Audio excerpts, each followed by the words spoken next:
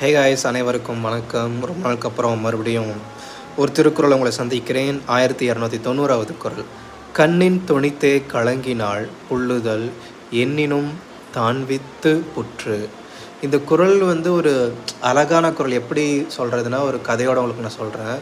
2 காதலர்கள் இருக்காங்க, காதலன் காதலி. அந்த காதலன் காதலி உயிருக்கு உயிரை நேசிச்சுட்டு இருந்தான்.